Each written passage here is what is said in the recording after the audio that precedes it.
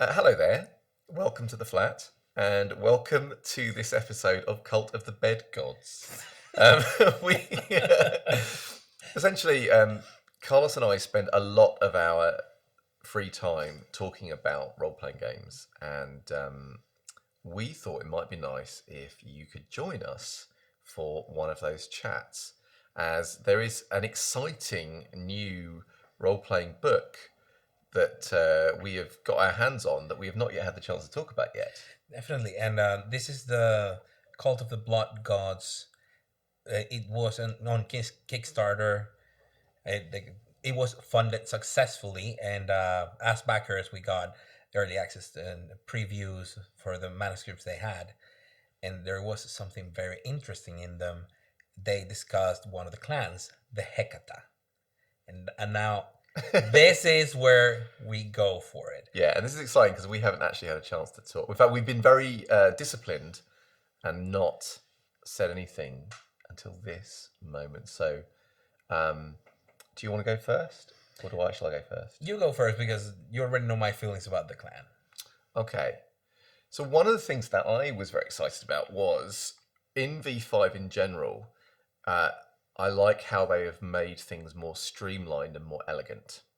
And I really liked how the Hecate takes a bunch of bloodlines, which can be kind of messy, and then just brings them all together under one umbrella.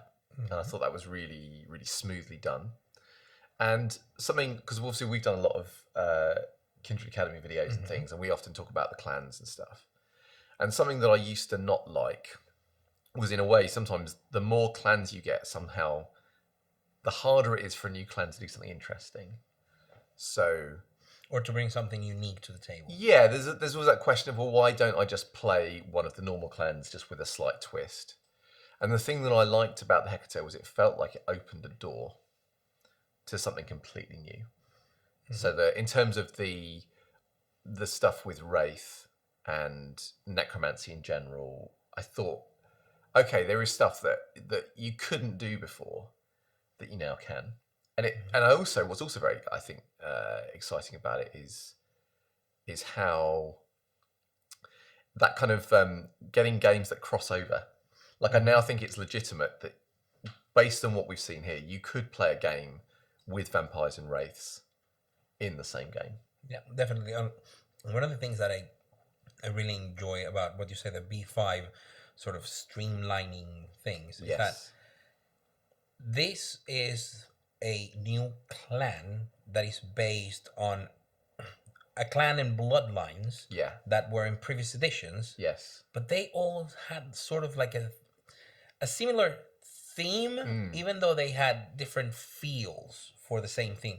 So, as you said, it's like, why would I play a Samedi when I can play a slightly different Giovanni? Yes. You know, because some of them were not quite unique, and that's one of the things I like now. There are less disciplines. Yeah, period, which is great. There is in total, I think it's 11 disciplines, which that's it. 10 in the core rule book, plus Oblivion. Yes, and that's it. Although I have to say, when I read Oblivion in this book, it almost felt like it could have been like you could have had Obtenebration in Chicago by Night as a La Sombra discipline, and the Oblivion stuff here and the rituals or the ceremonies, that almost feels like it could be necromancy as a separate thing in a way. It could be. There are not many, like Oblivion in Chicago by Night definitely felt different than Oblivion in Cult of the Blood Gods. But both books of Onyx Path Publishing, so we know it's the same people doing the work. But they do still have the core similarities of it. So, for example, the disadvantages of the discipline. Yes. You cannot be using not being able to use them in sunlight or brightly lit areas. Yes. Because it brings that sort of dark thing, not as in light and dark, but the inner darkness kind of theme. Also, the stains. But now they feel more justified. So with Oblivion, whenever you do a rouse check, If you have a 1 or a 10, yeah. you gain a stain because Yeah. you're opening your soul to death, to the abyss, oblivion, and all of that. And with Obtenebration, it actually felt like a massive double nerf on a discipline that was not overpowered. And we have had this conversation plenty of times, we have. in which you have Obtenebration as a discipline that has a limitation on ambient lighting, and also when the vampire is going to use it, they have the potential of just gaining stains regardless of convictions and chronicle tenants, which it's very good from a point of view of the feel it gives you. It's like it's the dangerous discipline, and you're dealing with death itself. It kills your soul, but then the discipline feels like absolutely normal compared to others. Actually, in some ways, it's underpowered or underwhelming at some levels. It reminds me actually back in the day, like Warhammer fantasy roleplay, where if you there were things like demonology and necromancy that had really bad things attached to them. But if you were a wizard and you were lawful, good, neutral, anything like that, then that was fine. But if you were evil or chaotic, you got disadvantages for you doing magic just because you were evil or chaotic. And it feels to me like Oblivion isn't significantly more powerful than the other disciplines. No. But it does feel like it comes with significant disadvantages. I mean, I guess there's an element to which, well, that's you. I mean, obviously, storytellers can rule it how they want and they can change it, but that also it's part of the deal. You know, if you want to be kind of dark and edgy, then there's sort of you have to pay the price. You know. So having said earlier that I felt like these were two almost separate disciplines, I'm going to kind of slightly 180 and say that what I do also like, though, is, as you say, that the feel being connected. Yes, and they are very similar. And what I like is that the whole makeup of the clan is not only around the discipline, but of the variety it brings. So to bring people who are following along, the Hecata are now what the Cappadocian clan used to be in Dark Ages in previous editions, plus the Giovanni, which are ultimately the Venetian necromancers, family of necromancers who upped the Cappadocians and purged the clan. But they are also integrating three. You've got the Harbingers. The Harbingers of Skulls, which are basically an offshoot of the Cappadocians who escaped the purge and then joined the Sabbat. You've got the Samedi. The Samedi, Baron Samedi with the whole voodoo thing. The Lamia. Yes. The Gorgons. And so all of them were, with the exception of the Cappadocians who were a clan, and then the Giovanni usurping it, basically. The others were bloodlines. And according to the V5 lore, they were, bloodlines within the clan, but effectively they were all the same clan. They just had a different philosophy, and the blood gave them different things, different themes, but it never became a completely separate thing. Yes. Although in ideology they were separate. So something that I really like is they've got this whole thing where the kind of elder vampires of those bloodlines kind of retain, if you like, the things from V20, from the old editions. Yes. But that newly embraced kindred, because of this whole kind of gathering together of the bloodlines and the reunion and the other shifts, share a clan bane now. Yeah. And I think for me, what I like about that is that for people who want to roleplay some of the fun stuff in those bloodlines, they can have that flavour of character, but you don't end up with huge numbers of different random banes and things to monitor. And also, I think, so for me anyway, I like the fact that one of the only clans that has physical disfigurement is the Nosferatu, because it feels like it makes them special. Absolutely. And the more you started to get other clans coming up that were, say, corpse-like or monstrous, the less unique than Nosferatu felt to me. Yeah, I think the clan weaknesses back in the day, a lot of them went straight into the monstrous aspect of it. Well, the Cappadocians were not monstrous, but they were like corpse-like, dead, and they could never use effectively what is blush of life and things like that, and had like this sort of disadvantage in social roles because they were corpses that couldn't pretend to be human.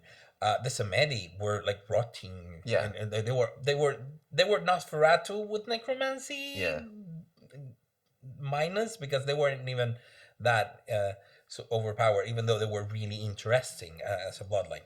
So I think the first thing we should talk about is the whole family reunion and what they're trying to do quite successfully, in my opinion, to rein in all of these different bloodlines. So they have this in the story, in the manuscripts that they have for the Kickstarter, that the sort of the heads of each of these families or bloodlines got together and they agreed that they wanted to continue being independent, but now as a unified front.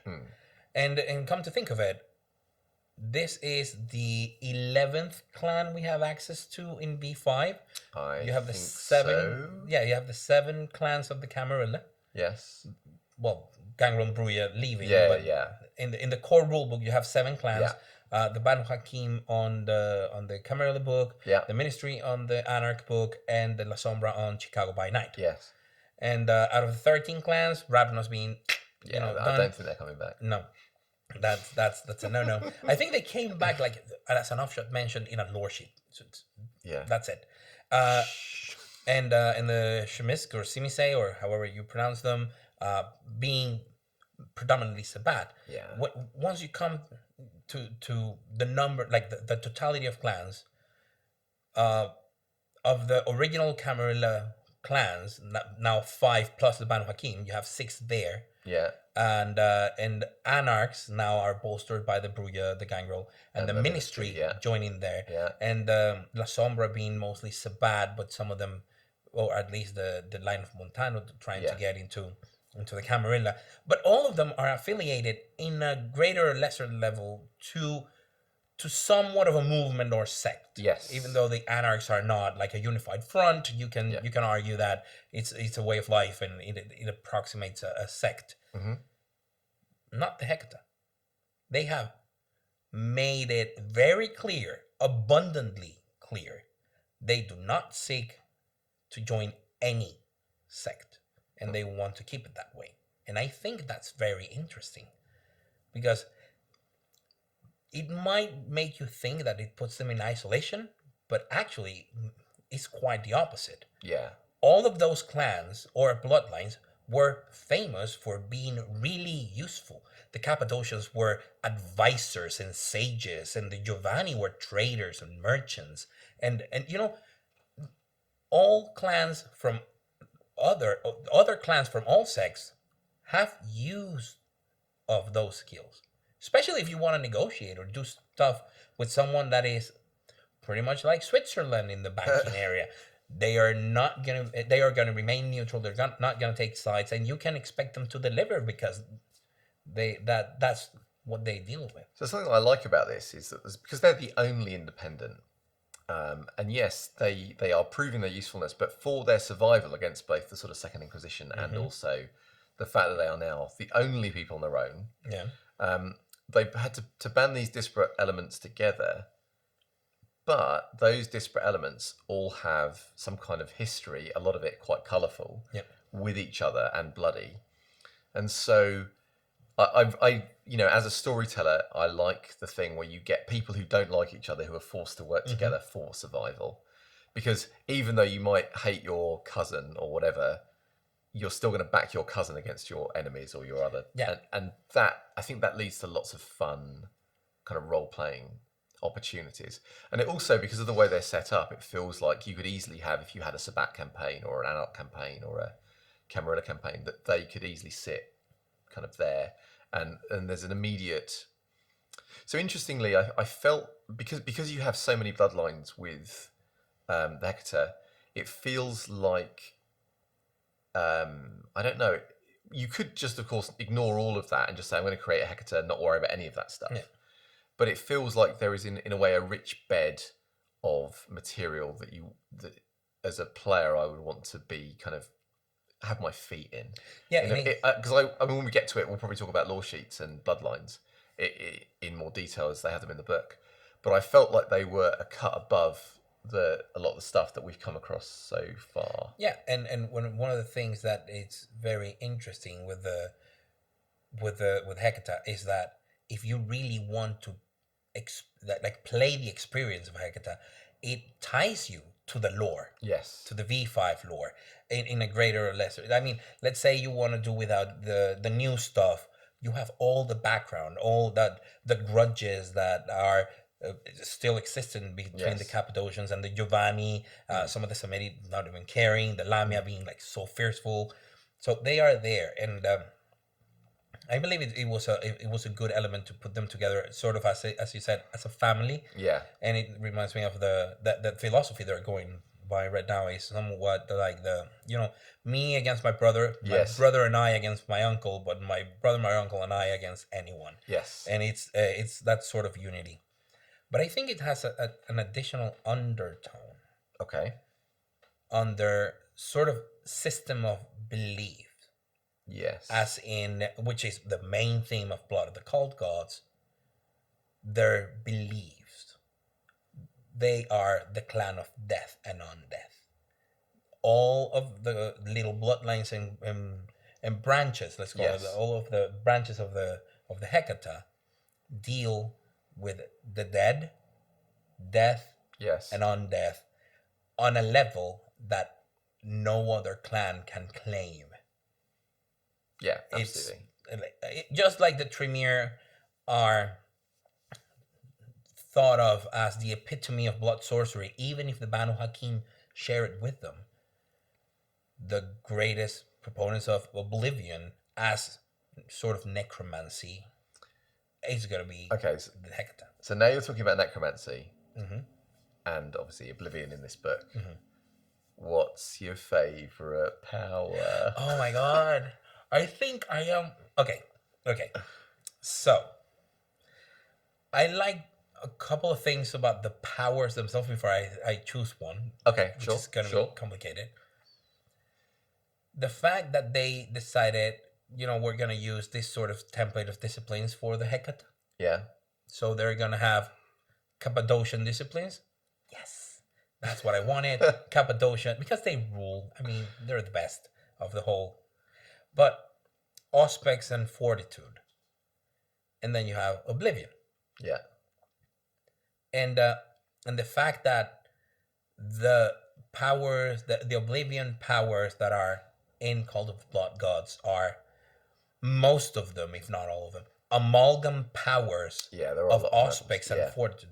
It allows you to write down the number, like the whole Oblivion under one block, and then when La Sombra jumps in, it goes like, I'm not going out of clan disciplines just to get like something that is useless in very low levels.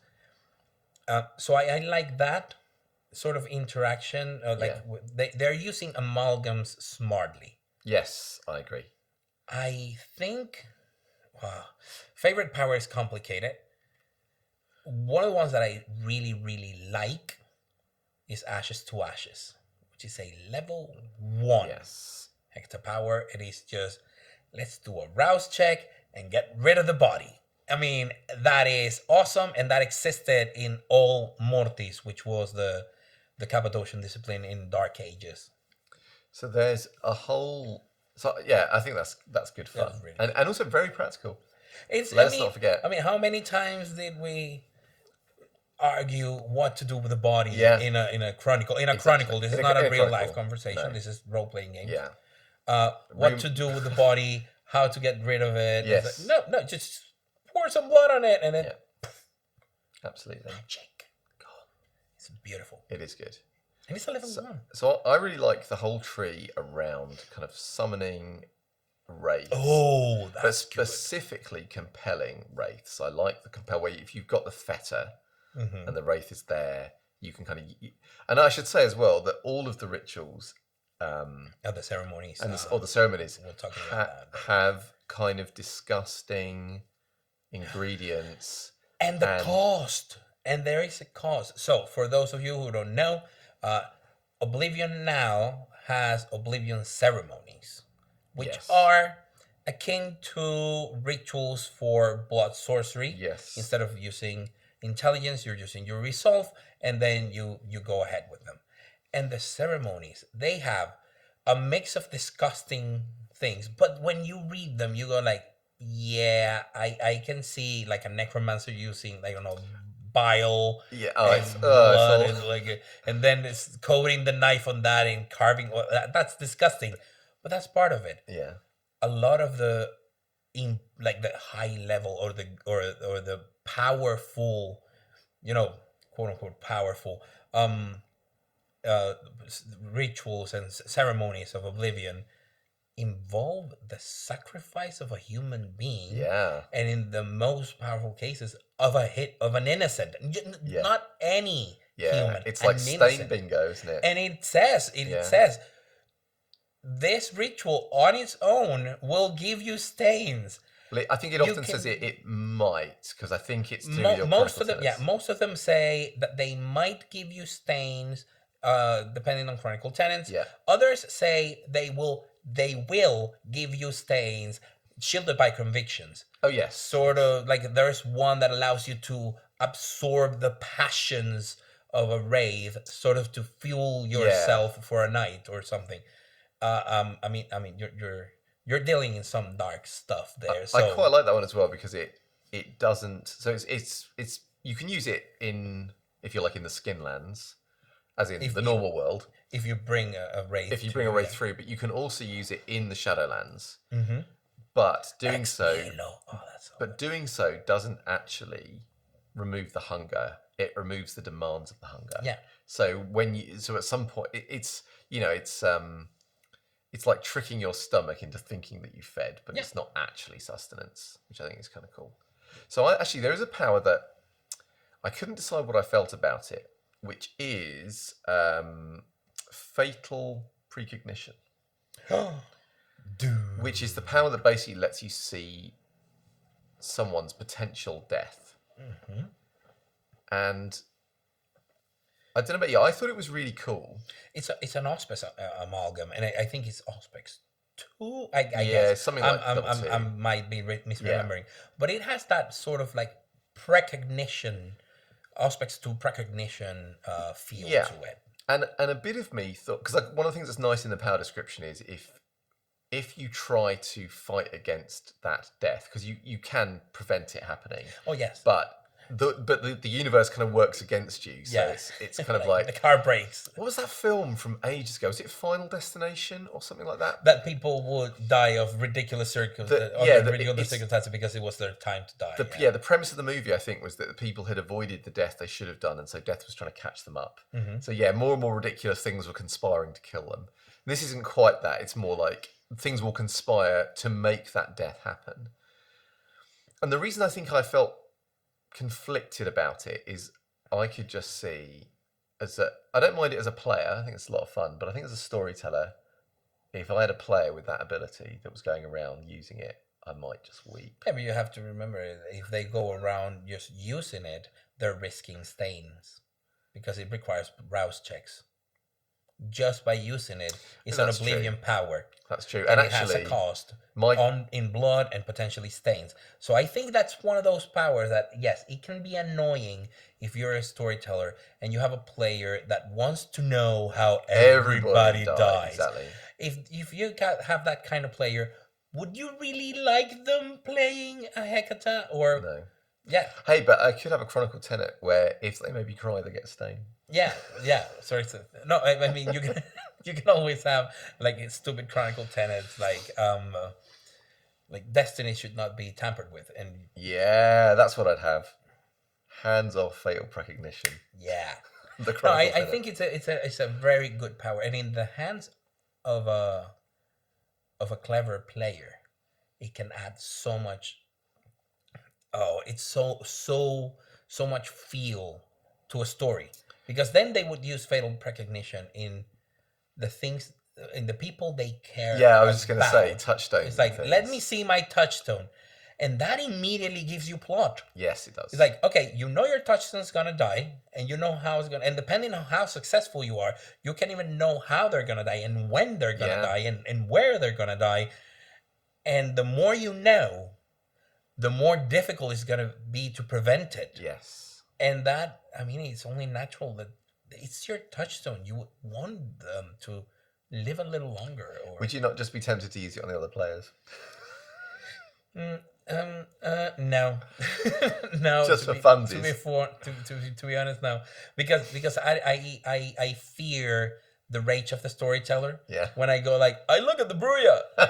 How does he die? It's like, torn to pieces by his primogen, and then the Bruya decides to never talk to the primogen or whatever because of that. I was thinking it'd be more like he's torn to pieces by his primogen. Why? Well, because he frenzied on you for using that power. That's a good one. So my favourite power is the possession power. Possession is really good. Where I think that's a the self possession. Yeah. Yes, it's very good. Yeah, but which is essentially where you call a wraith into yourself, and what it's skin writing. They can skin. So essentially, they make you kind of buffer, I suppose. Mm-hmm. But the thing that I like about it is that they're kind of in with you in your skull, and they can talk to you, and they can give you advice and stuff like that. And so you have all that interaction potentially. Also, they have this wealth of knowledge that you can get access to, but it doesn't come cheaply. I mean, he's writing a suit of you. Yes, and the Wraith can decide to try and take you over. Yeah. And you can decide to let them, of course. Yeah. And I like that kind of, because obviously the Samadhi would often do that. They will just would be like, welcome, let's go. Yeah. Whereas others would kind of fight for dominance. But I also I like the idea of having a kind of weird buddy cop movie with a wraith in your head where you're going through a scene. Well, and also if you are playing, if you've played Wraith, and if you guys listening to us or watching us have not played it, we did a one shot called Shadows of London. We did, run by a very handsome storyteller. I mean, he's astonishing and good looking. And I got to say, the tech was on point. Yeah, but it's called Shadows of London, and we played Wraith. Spoiler alert: they all die. But I started playing with the shadow mechanic. So it's basically a Wraith. Yeah. Your psyche is there, but you have this shadow that is always, is that all your negative passions, and that's how it feels if you are a kindred that allows a Wraith into you. Then you have a second psyche in the back of your head. You have a passenger that can take control, just like the shadow can take control of a Wraith. So more analogies between Wraith and vampire that I really enjoy, because I believe those two now more than ever have the best synergy to play with each other. I absolutely agree. Instead of having vampire and werewolves, in which they are basically enemies, and whomever is a werewolf is at an advantage because they're killing machines. But that's another conversation. Now, for the powers and the Oblivion ceremonies, I think the book did a fairly good job on trying to not overwhelm you with hundreds of amalgam powers. Yeah. They gave 2, maybe 3 examples of each. Of course, now Oblivion as a whole, including what's in Chicago by Night, is the discipline that has the most different powers per level. Yes. But most of them are amalgams. Yes. The vast majority of them, including the ones for De La Sombra with the arms of the Iron Man. And you have a lot of the flavor with the Oblivion ceremonies. For example, the one that allows you to diminish the shroud and make the passage of Wraith from one to another. And also the description is very, like, you put a piece of silk on a wall and you drain blood of someone and you cut it and things like that. I think it's one of my favourite things about the ceremonies. I felt they were very atmospheric and evocative. You wanna go into the Shadowlands, you have to do that ceremony first. So you have like all the stained bingos all leading just to Yeah. I want to go there. You have to put blood on the soles of your feet, grab a coin on each hand, and then boom. So there is something that a controversial thing I know that I wanted to raise, which is in V5 so far, when you use a discipline, it always runs off a stat and the discipline itself. So normally, I don't know, if you were using Oblivion, it might be, I don't know, Resolve and Oblivion, for example, when you make your roll. But in this book, they had some things which ran off a thing and a skill. Mostly Oblivion Ceremonies. Yeah, but I still found that controversial. So there's a one called Aura of Decay, which I believe is an Oblivion power. Yes. Which is something which is resisted by stamina and medicine. And fortitude if it's you a have kindred it, and yeah. you have it. That's one in which you project an aura in which Yes. things die and people get ill. Yes, and the thing that collapse. gave me the thing that I, if you like, I like about the way it's been done so far, is that even if you're whoever your opponent is, they are going to have two things contributing to their pool in the same way that you will have two things contributing to your pool. Whereas in a scenario where you're running off something and a skill, you could have a scenario where if you're using that power on someone who does not have the medicine skill, they only resist with their stat. I have a counterpoint to your argument. Please. This is very normal for things like blood sorcery. So one of the blood sorcery powers, I think I forgot the name. It's sort of like the quietus one Yes. that allows your blood to become either a narcotic or a poison or some sort that you use. Is resisted with stamina plus occult or stamina plus fortitude if you have no occult. Why? Because you do it with your normal system, and if you happen to know special breathing exercises or centering things with occult, you can resist it. So I'm not saying I disagree with you. I'm saying this is not the first precedent. time. There's a precedent in which because some of them are powers that are in and of themselves not highly vulgar for the level they are. Yeah. At level 3 disciplines, you're talking that you can start soaking aggravated damage and turning it into superficial with fortitude. Sure. You can end the frenzy with a lucky roll with animalism. You can. I mean, you can do a Gansuk one. You can put a submerged directive with dominate. You can do a lot of stuff. They're very powerful. And in this one, is like, you are kind of, I don't know, Pepe Le Pew on crack. Yeah. That makes everything around you decay and sort of, but you don't kill anybody. No, that's true. I mean, unless you roll like a ridiculous amount of successes and all the damage you're doing is still superficial. And it's accrued at the end of the scene. So it's not immediately like walk around and people drop dead. Unless you're like Augustus Giovanni or Cappadocius, but that's different. So there's a precedent for So I accept your precedent and Carlos 1. Logic 0. But curse logic. But I don't know. I'm on the fence about how I feel about powers which only resist off, if you like, a stat and a skill, because it feels like the chance for there to be very unbalanced pools on either side get of course. higher. Another counterpoint. Potus 5 Earthquake. It's resisted with dexterity plus athletics.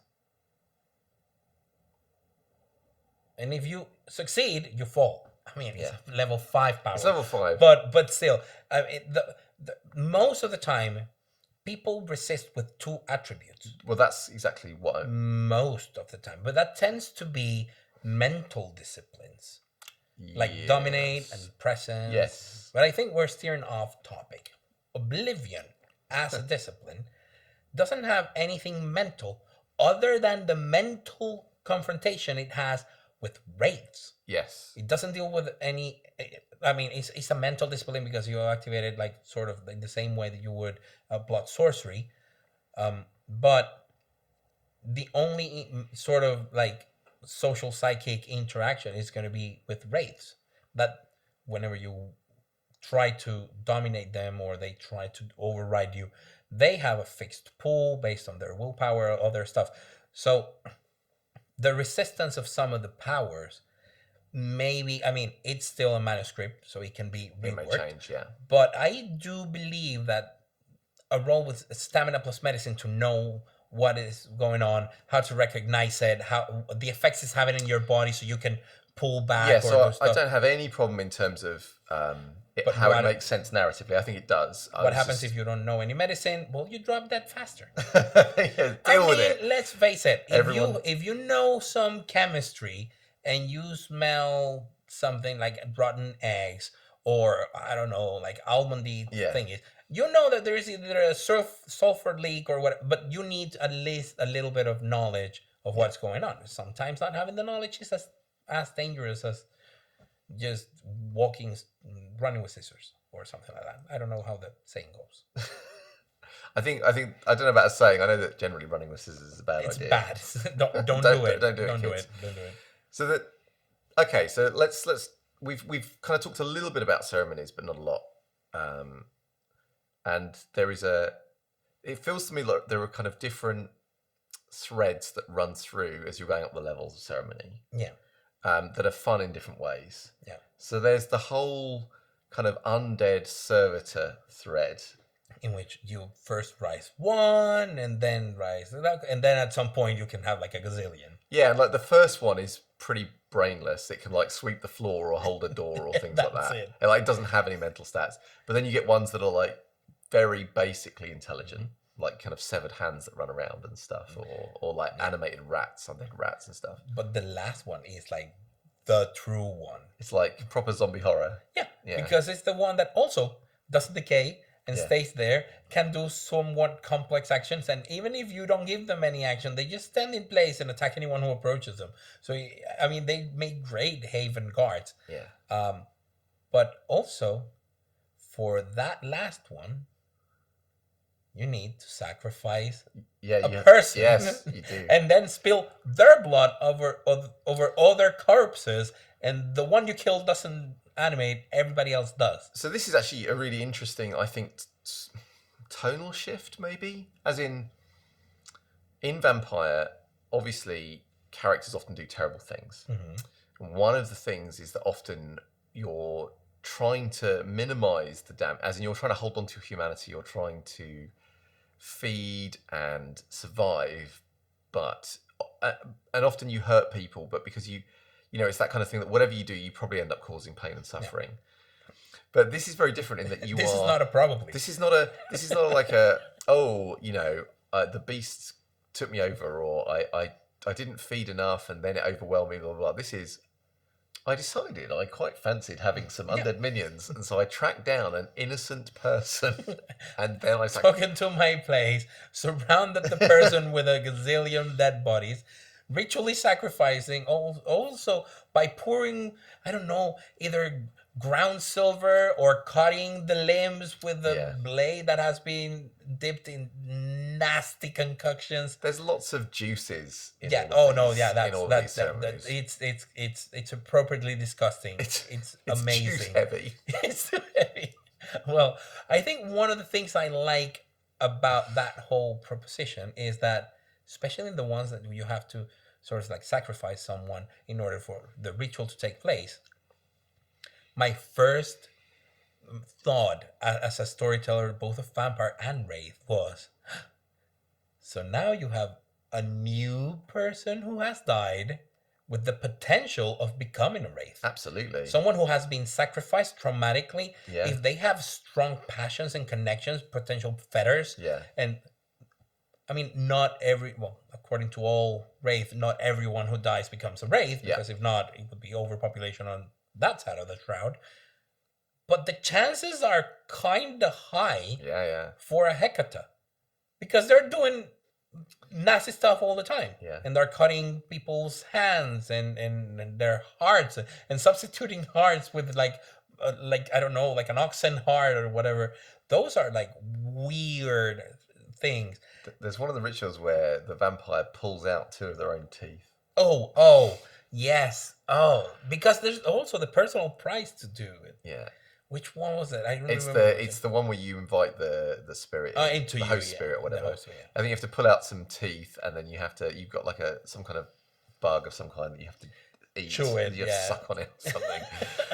A parasitic bug. And then and then the thing can jump in. But yes, I also like that you can still have, because I had sort of like somewhat of an idea of what they wanted to do with Oblivion when we read Chicago by Night, and when I discussed it with you. And I remember saying, hey, Oblivion 1, the Death Side one was pretty interesting. You could see the dark, and you could see ghosts. Yes. And then you had Oblivion 3, which you would use to wither and stuff. So they had somewhat of a feel of the old Mortis and Hecate, not Hecate, like Cappadocian or Giovanni sort of necromancy. And now you are presented with a book with a host of other powers, in which probably the only power that's Hecate-like on the Chicago by Night list of Oblivion powers is the Withering Touch. Yes. Because with a discipline such as Auspex, you no longer need the death side, like the Oblivion side true. of the Oblivion in Chicago by Night. You can just have sense the unseen, and that's the way you interact with them. So I kind of like that twist, because then that makes the pool of powers that are somewhat the purview of the La Sombra much clearer. Something that I like around the sort of summoning the Wraith tree of those ceremonies and things is how it generates plot. Because if you call a Wraith to you, generally speaking, they're not happy about it. Mm-hmm. If you can use their fetter to make them do stuff for you. To bind them, yeah. But you'll generally be generating an enemy at the same time. Oh, no, and the final part of that sort of path is you binding them permanently, in perpetuity, to a location or person. Yes. Haunting them. Yes. Which it bleeds, like whatever the Wraith is feeling bleeds into the skin. Yeah. So like and I like the fact the options are they're very angry or they're very depressed. Sad. Yeah. That's it. Yeah, that's the other only options. No Wraith is gonna be happy that you stole its feather, summoned it, bound it, and now are having them hound something. But there is a flip side option, because there is also a ritual where you can let the Wraith ride in you, but you can also give the Wraith another chance to walk around in someone else's body. You can bind them to a body and by kind of effectively killing the person and putting them in. But that again has a cost. So yes, you could have a happy Wraith buddy, but to get a happy Wraith buddy, you're going to have a very unhappy human. Yeah, exactly. Or multiple. Yeah. And one of them can become a Wraith at any point. I also like that a lot of the ceremonies are around the use of the blood, as in not just the blood of the kindred or the vampire using it. It's the blood of the sacrifice, the blood of the animal, or the heart of the animal. So it goes a little bit beyond that. My point with this is the amount of blood necessary for most of the rituals is so ridiculous that some of the powers of rituals are mostly force a hunger frenzy check on the Hecata. Is because we're talking gallons of blood here. So I do think this book and these rituals require quite a lot of thought, because I think that there have been discussions in the past about this is a world of kind of darkness and horror, but the point is that your character normally the SPCs might be reveling in it, but often the players, or the player characters I should say, are struggling against it. And playing a character that is involved in this kind of business, that is not a sociopath or a humanity zero within about 4 sessions, that is a very difficult road. I think it could be very, very interesting, but I think it requires an extra level of care, because the point at which the player is like, well, I suppose I better go and find my human sacrifice. Oh yeah, that's the thing. And if you really want to play vampire in, I don't know, hard mode or night mode, try to play a Hecata on a campaign with Humanist Chronicle Tenants. Can you imagine? That is. I mean, you are really going like your humanity is gonna end up at 4 before you start, being able to shield some of those things through remorse checks. So one of the things that I've always liked again with V5 is that they've been very open about saying things like these rules are just guidelines, and also that there are lots of different ways to play. So they've got obviously rules for kind of basic combat or more advanced combat, ways to run things with minimal dice rolls or more, depending on what the preferred play style of the group is.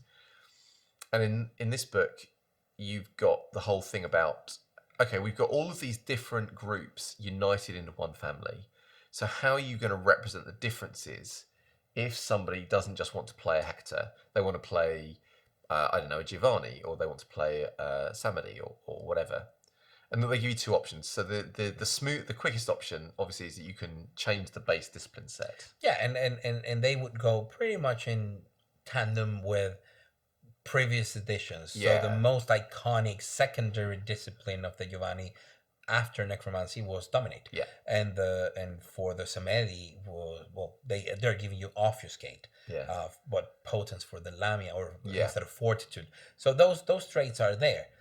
But I given the richness of what they did, I would not. I mean, that's a quick and dirty option, and it's nice, and it works. It works perfectly because it gives you like the slightest of differences, but Oblivion is still the core of it. Yes. But then you would have to be very careful with the prerequisites of the amalgams. Yeah. Of it. Yes, because it could easily cut off access to a whole swathe of stuff because of that. Yeah. So obviously, I think we both agree that our preferred option is option B, lore sheets, or in this case, bloodlines. Yeah, because they've got bloodlines and lore sheets. Yep. And I don't know how you felt about this, but it may just be that when I've read some of the others in the past, maybe I just haven't been as excited or what have you, but it felt like some of the bloodline options and the lore sheet options here just felt like they opened a lot of game possibilities up in, of course, in also, a really good way. Not only they do a very good job at differentiating like the bloodlines, because now you can have let's call the bloodlines a lore sheet on its own, a different type of lore sheet. Yeah.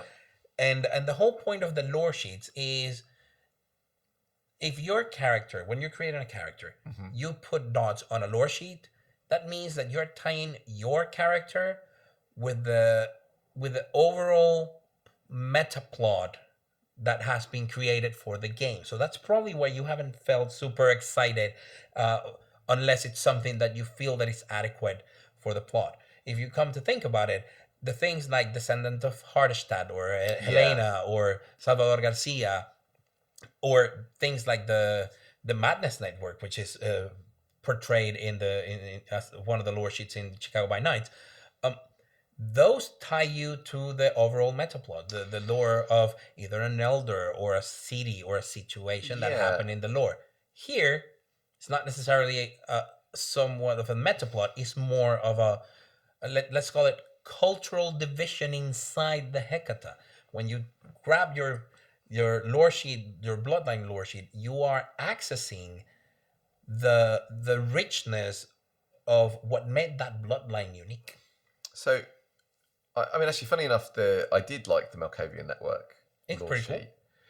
I think any lore sheet which feels to me like it's opening up plot, as in it's going to give the player an experience they couldn't otherwise have, or an interesting aspect to the character, or kind of encourage things like that, I'm very much behind.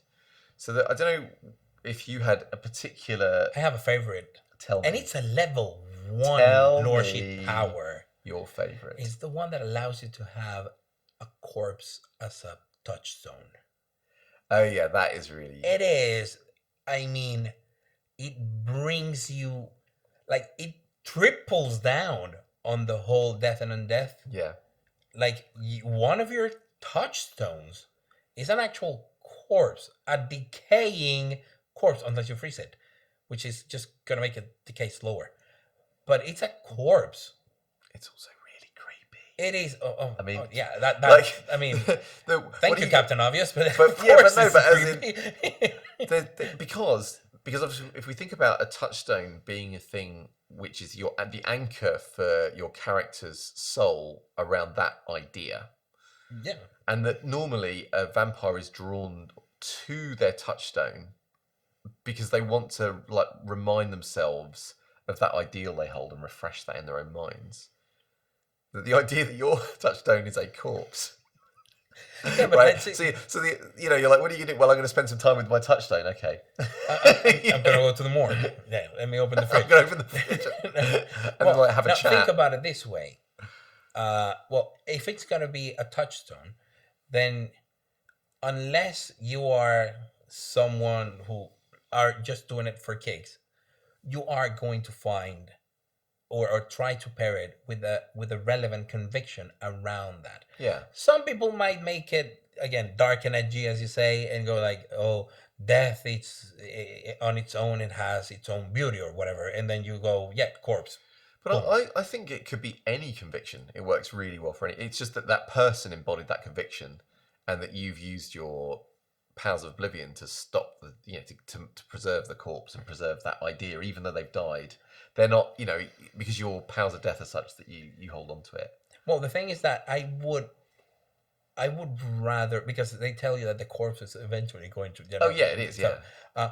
I would rather tie it to one of those ideals instead of tying it to who that person was. Yeah.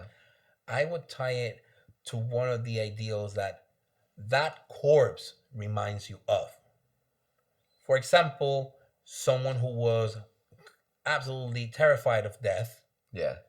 but had to be embraced because they tell you sometimes there is a gap in the clan and needs to be filled, and this Yeah. person was perfect for it, and they go like, yeah, but I mean, dead bodies creep me out. Yeah. But now you have died, and the way they describe the Hecate embrace, in which you feel that oblivion touches your soul and it pulls you a little bit further into death, Yeah. and then you are janked back, might make you reconsider your relationship with death. Or you can use it as a conviction, saying, I am an elevated being. Yeah. This is what happens to a human when it dies. I'm dead, and look at me. I am more than human. And that can be my conviction. I'm on to like a god to others. And that's the approach that others like Mithras and old vampires do. They see themselves as gods and redeemers. So there are many ways to think about it. Like it's totally valid to go like, this was a saint in life and I want to emulate them. Well, I was thinking about how people often, with someone who is important to them, will keep a relic, or it'll be a statue or a painting or a thing, and that is their touchstone to that memory. That is the way they hold on to that memory of that person. But it's more like a fetter. Yes, I guess so. And So I also sorry. no, I was because when you said it's a bit like a fetter, it made me think, could you have stories where you have a thing where the touchstone you have a touchstone for a vampire that is also a fetter for a wraith. Oh and yes, play absolutely. that kind of thing as a. I mean, obviously, normally they'd be alive, right? That would normally be the way you do it. Or you can have your touchstone be the corpse of something that is a wraith right now. Yeah. And probably that's why it's your touchstone. Yeah. There's a wraith out there, and that's a corpse.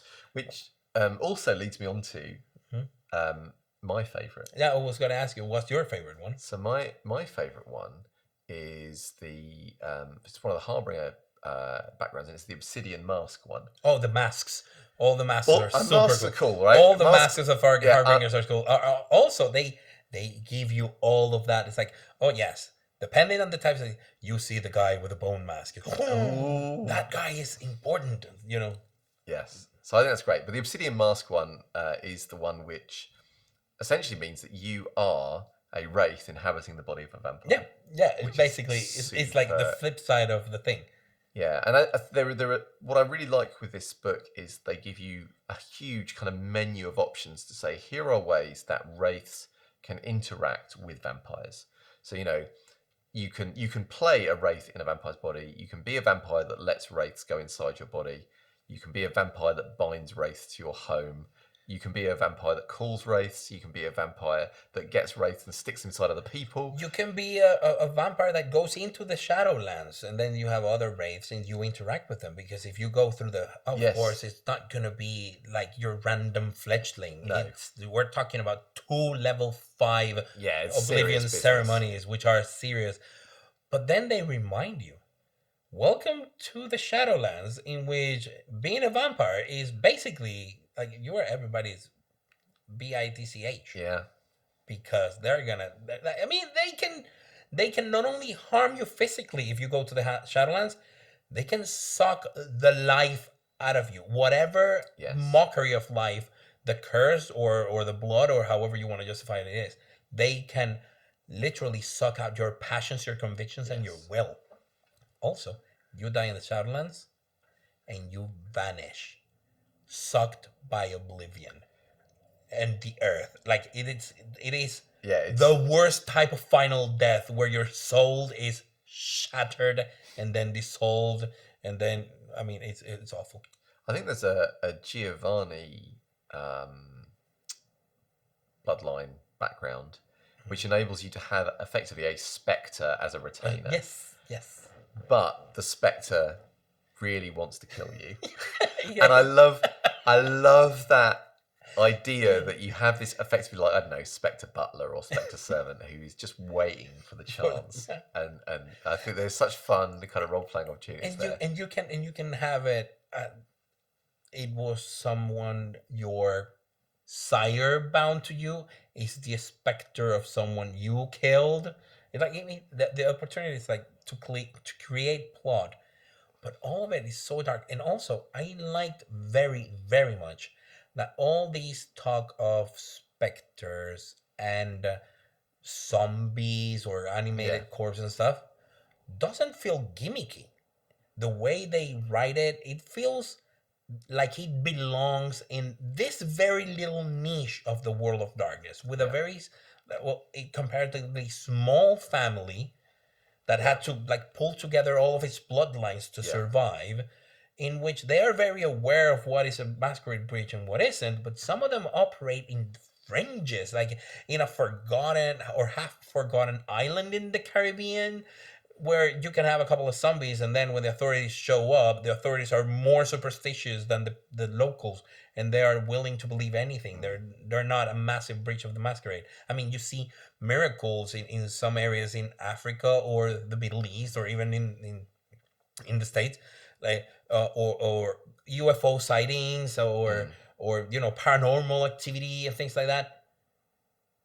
All the things that the Hecata can do through Oblivion and its ceremonies can be done or can be hidden as like not masquerade breaches, but like put into the superstitions of the kind, which is kind of useful for survival, but also didn't feel like rise skeletons. It's not. It doesn't feel stupid. Yeah, That's what I'm trying to say. And I think also that because there is the cost, it's not a thing that you can just do on a whim or trivially. It takes a lot of horrendous acts essentially to make happen. And blood. Yeah. And materials and time. Yes. Because these are ceremonies, and it's not like I'm gonna do it every day. So something that I have liked about the some of the lore stuff they've done with V5 is it's felt. So, for example, with the Camarilla, they've made it so that being a young vampire is you're more useful. It's sometimes it used to feel to me a little bit like if I was a young vampire in the Camarilla, what is the point? There are like hundreds of vampires out there, and they're all smarter, older, more powerful than I am. Whereas because there are less kindred and things are more dangerous, and the elders don't understand technology, etc., etc., and how the modern world works. And because of the Second Inquisition being so dangerous, it feels now like, that's a good thing. And that in the lore for the Hecata, what I quite like is you've got things like the agreement of the promise of 1528.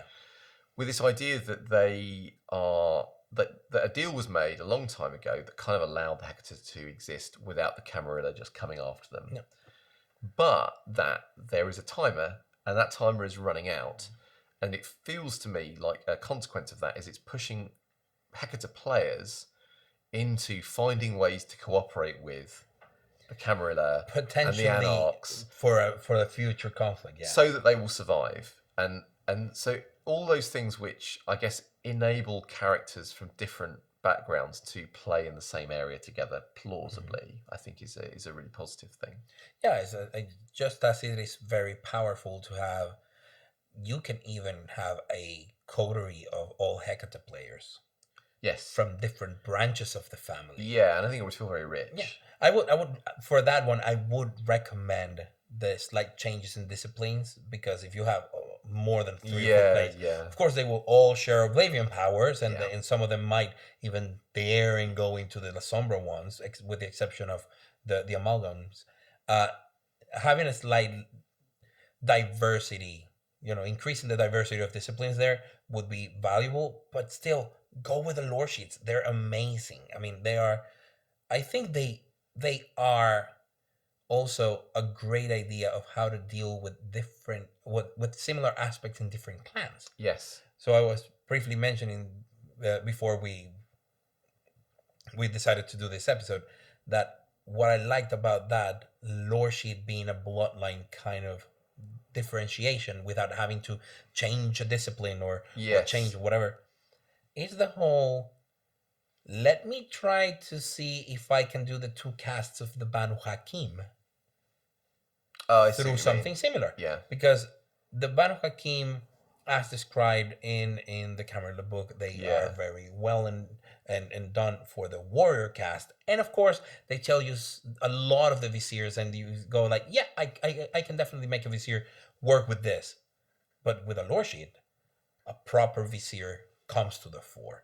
And how do you make it and balance it would be an exercise in and of itself, but you don't need to give them additional powers or an extra out-of-clan discipline. No, work with something simple that gives them that flavor you're looking for. I think that's a really good idea. And it's something that this book of the Hecate, the Cult of the Blood Gods, and in particular the Bloodlines for the Hecata, enable. Yes. Now, we have not discussed... Yes. Sorry to interrupt your line of thought, but I think I'm gonna diverge from the current conversation and go to something terrifying. Okay.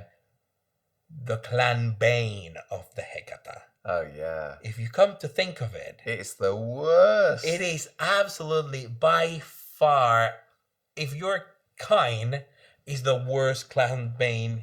If you're Hecata, it's just an annoyance. No, I think it's awful. It's absolutely disgusting. Awful. Well, what's interesting, I guess, in keeping with theme as well, we were talking about with some of the ceremonies and also the power of Oblivion. It is something which attacks humanity, and just is much more problematic to have as a character. This is a bane, which means that you can't even pretend there is any silver lining to what you're doing. Yeah. And for those of you who are watching or listening... What are they talking about? It is... Okay, they have unified the Hecata Bane. So for every bloodline of the Hecata is the same. And trust me, it's fitting for all of them. Whenever you feed, your feeding brings pain and suffering, not joy and excitement. Yeah. The kiss of a Hecata is painful, so much so that people that are being fed up, they wrestle for control and to leave. Like, you have to actually grapple them and try to control them. A kindred that you feed upon from long, they have to resist and then try to avoid a fear frenzy. And I think the worst part of it is you do additional damage, superficial damage, equal to your bane severity per hunger slaked. Yeah. Making it so that you're not only feeding from someone in the most painfully, agonizingly, and disgustingly awful way, you maybe kill them. Yeah, I feel like this is something which would have to be handled really carefully at the table as well, because I think there is some... I mean, obviously, a vampire feeding on a person is an attack. However, the person feels harassment, about it, aggression. yeah, It is absolutely. I mean, it's non-consensual. Yes, exactly. Consensual. But I think there is something very stark about a thing where you're feeding on blood and the person is fighting and resisting it, and if you like, the vampire is continuing to do what it's doing. And it's the horror of being unlike with the kiss, in which people can fool themselves and say, hey, that person is just gonna have a good time, and he's gonna feel a little dizzy and anemic, but not gonna remember a thing. Yes. And for a moment they're gonna feel bliss beyond the best sex of their life, the best meal they've ever had. Yeah. Whatever it is, this is better, and then they're gonna forget the experience. So it's not actually that bad. Trust me, it's bad. But for the Hecata, it's the horror of being absolutely and completely aware of what's going on in at the moment of feeding. Yeah. And it being painful. It's a form of torture even. Yeah. Well, it is torture. I mean, literally is. I mean, if you're doing it just for fun, it is definitely torture. Well, I mean, even if you're not, for the person receiving it, it is torturous, isn't it? But I like how that makes you, as a member of the Hecata, try and feed from freshly dead corpses. Yes. Or bagger being one of the predator types you're most gonna, because not only it gives you the iron gullet advantage, you're gonna be feeding from weird blood. After those ceremonies, sometimes you're gonna be collecting the blood that was unused and trying to feed off of it. Yeah. And an iron gullet seems like a very good advantage to do that, because it's a breach of the masquerade waiting to happen. Especially if you are someone with, I don't know, bane severity 2 or 3, and you're slightly peckish, the moment you try to slay 2 or more hunger, you're almost guaranteeing that the person either is going to die or is going to survive with barely any pulse and a lot of pain that is going to kill them later. So you're not only now a chronicle killer, you're an acute killer. It'll kill you now and later. It's gonna be nasty. So feeding from blood bags, feeding from cadavers, animals that are bound or things like that start to become options. But the way they describe the stories I think, I don't remember if it was here or I think I read it on the Anarch book. Of some Giovanni or Hecata that come to deal this business with somebody. It's like, we want someone dead. Do you have our payment? And it's blood. Even from mortals, they spin a story around. It's like, well, you're weird. Why do you charge in blood? Yeah, but because I want you to understand that killing is a sacrifice. Like, you're bleed for it, And they try to spin the story, but still, the reality is, because that's the source of nourishment that not guarantees, but helps them avoid massive breaches of the masquerade whenever a Hecata family cluster arrives in a city, and then you start having the population drop over time in a raid that was, and everybody's dying with this horrified expression in their faces. It's also interesting, I think, in V20 as well, but in V5 it feels like your bane really defines you in a way maybe it didn't. So if you're a Toreador, the way you see the world is defined through your bane. Or the Ventry. Obviously, the people that you have to feed on is going to shape not only where you feed, but probably how you feel about feeding, etc. And this, again, as a Hecata, if knowing that to feed is going to make someone suffer horribly, the pressure to, the kind of person that or the lengths you might go to find other ways to feed, that even feeding on someone who has just died is preferable, is actually a huge role-playing tool, I think. So I've got to say as well, I know we were talking earlier about lore sheety things. There's just a couple of lore sheety things that I really like. So one of them is called Show Your Belly, and it's from it's one of the, I'm trying to remember the name of the family, but it's the one who are like the Lamia? No, it begins with a P. They're like the muscle of the Giovanni. Nagaraja? No. Oh no, yes. Forgot the name. But anyway, it's a advantage, which means that you're really good at getting people not to beat you up. You can kind of grovel or whinge or be pathetic really well. Don't hear me, please. And there's something I really love the idea of a vamp. Like I think it could be so much fun to play a character with that as a thing, where you just like everyone else is like, oh, they're so pathetic, but you still kind of slime out of getting beaten up. It is. You are an apex predator, and your best technique for survival is grovel, kiss their boots. I don't know, just beg for your life. You're like the kobold of the the vampire world. You are the pathetic expression of a vampire. I mean, you shouldn't be a predator at all. They've got another one which is called Hiding the Bodies, and it's basically that you've got some juicy blackmail on an elder, and it means at any time you can use the blackmail to get the elder to do something for you, which obviously is going to have a huge impact on the story or be very useful. But but if you actually use the blackmail to get the elder to do something, they then become an adversary. Of course, absolutely. But stuff like that feels really impactful. At the beginning, you have a get out of jail card, and then you end up with an adversary that it's not a small one. No, it's like serious. Yeah.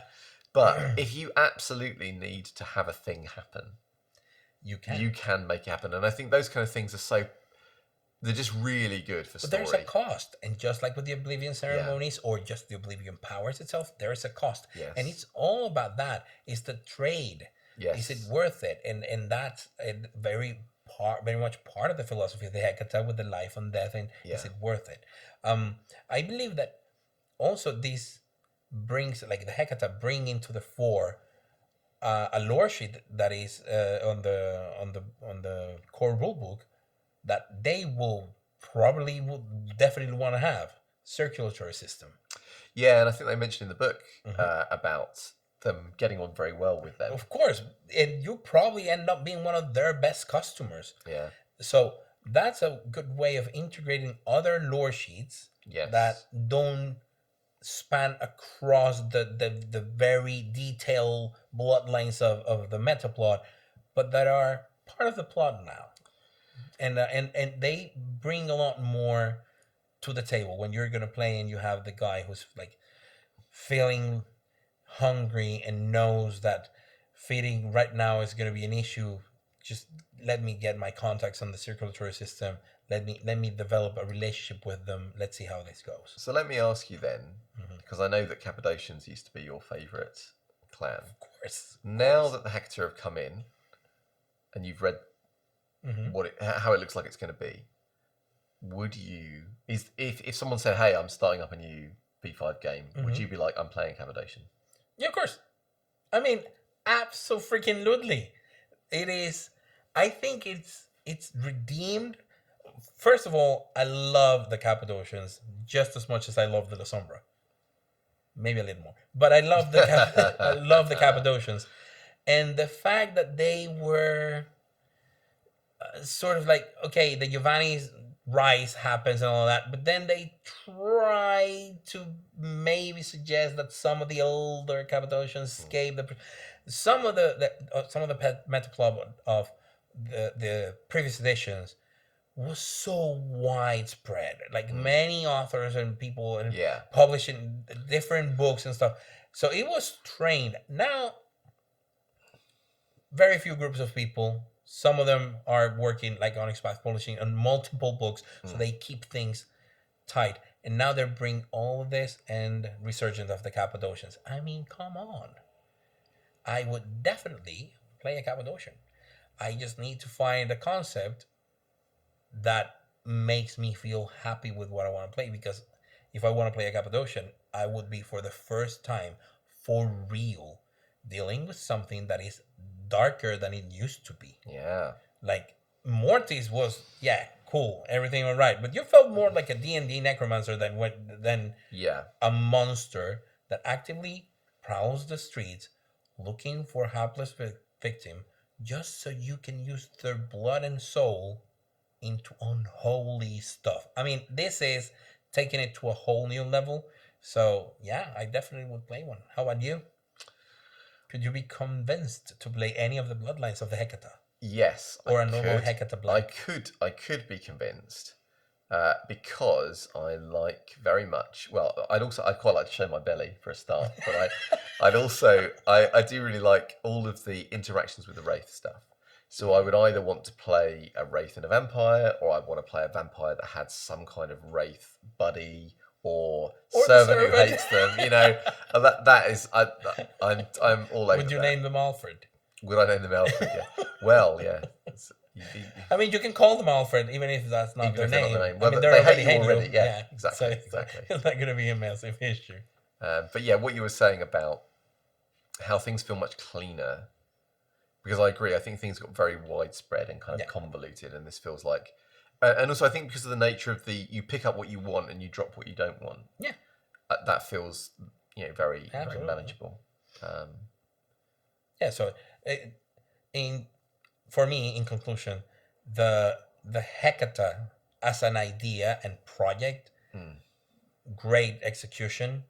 I believe that for the people who liked the Lamia, the Nagaraja, the Samedi, the Harbingers of Skulls, the Giovanni, the Cappadocians, all of them now have a place. Yes. And it's the same place. Yes. Like a big dysfunctional family. Yeah. And they are tied by all of these elements. So the Hecate as a new clan, also the clan theme was quite nice with the faces and stuff. The clan logo. I think it was a successful achievement of Onyx Path. I think they pulled it together in a smart way. Yes. Makes it interesting, gives you a lot of plot. Yes. The bloodline lore sheets are amazing. The work they have done with the discipline is great. I definitely like what I read, and it's very, very good. Like the world of darkness now feels a little bit richer because they put the Hecata in a place that there were no other kindred or clans or whatever before, and they filled that niche. I think also it's greater than some of its parts in that the bloodlines are all vaguely interesting in their own ways, but forcing them to be together and interacting together immediately makes them all way more interesting because of those interrelationships, and then those relationships out to the bigger sects. Yeah. So yeah, I'd echo what you said. I think it was a very elegant solution to something, and for players who loved those bloodlines, they've got what they want. For players who don't care, they can still just play. You can just play a Hecate with none of those things as well. Like they call it how do you call it, a blanket Hecate? Like, I'm the new kid of this clan. And I think what you were saying earlier about the whole thing about everything having a cost, everything having a sacrifice, feels like they've given lots of tools for players and storytellers to do interesting things that are going to be dynamic, that are going to make conflict, and they're going to make interesting tales be told. Yeah, because if you want the good stuff, sometimes it comes with the bad stuff, and that develops your plot. Also, I also like the element that being it in the Cult of the Blood Gods book, you have basically what would be like one of the largest cults, because it's followed by everyone in that clan around death and undeath in some way. Yes. So that also slightly shapes the tone around the united bloodlines, but that doesn't necessarily paints the picture for your character when you play it, because you can choose to be the guy that, you know what, I don't believe in any of this stuff. This is just another tool. That's okay. You can be a pragmatist. There are plenty in the Hecate. So that feels that still opens up the possibility to have someone who I don't like Oblivion. I just want to go, aspects of the wazoo, and this is what I'm gonna do. And you can still do it, and as long as you enjoy the element of paying the price for power, which is ultimately what the Hecate are trying to do. So I guess that's it. I think that probably is it. Yeah. This was a slightly longer rant than usual, but this is a very comfortable place to talk. Yes. So thank you for sitting with us, snuggled up, and hopefully we will see you. Well, I don't know. Hopefully soonish. Soonish. Maybe if we don't fall asleep first. Bye. Good night.